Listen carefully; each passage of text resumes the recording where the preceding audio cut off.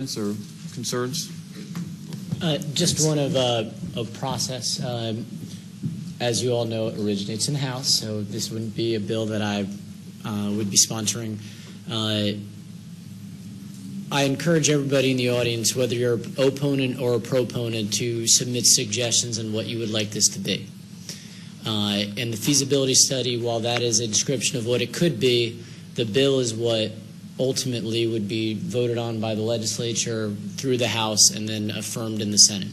And so these sorts of things, like whether there should be a strong mayor or a strong city manager, definitely is something that we'll be deliberating even internally. Whether that plot in Sola Vita should or should not be out, and I think most of us are pretty much understood that that shouldn't be in there. These are the types of suggestions we wanted. We wanted to have a hearing where we just listened to everybody and had everybody get to say whether they absolutely hated this or absolutely loved it or somewhere in between, that they had input into it, and we just don't have a bill up here that everybody either likes or dislikes and felt like they didn't have any weight into the process. And so my understanding, Chairman, is we'd have one more meeting after, if we do end up getting a bill together for a potential vote on it, after we have everybody submit information regarding what they think should be in that bill. And that's sort of a question to the chair. Thank you, Senator Soto. To answer the question, at the present moment, both or all three, the Department of Economic Opportunity, Office of Government, Department of Revenue, all have this feasibility study. They are conducting their comments and are going to present it back to us to the Local and Federal Affairs Committee in the House.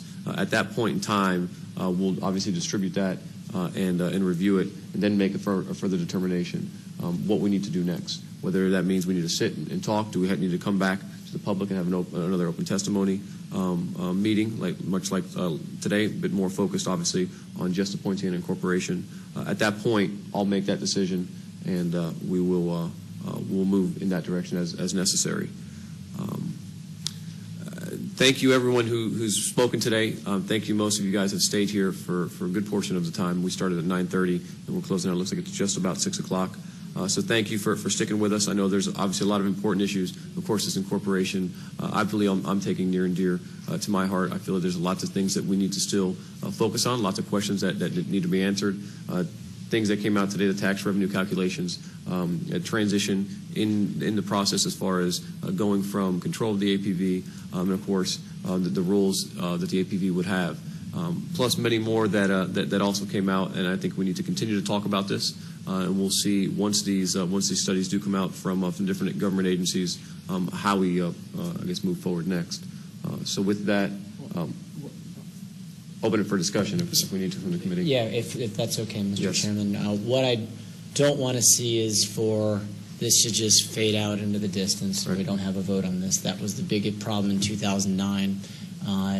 And so what I'd like to see is for us to have a date generated sometime in January or February that we come back in and make a decision and have a vote on it. Whether or not, rather than an open-ended idea that we're going to maybe do this sort of potentially, and then there's never a meeting scheduled. Well, I will set that date once I have confirmation of when those comments are coming back from the different departments and agencies. Fair enough? Fair enough.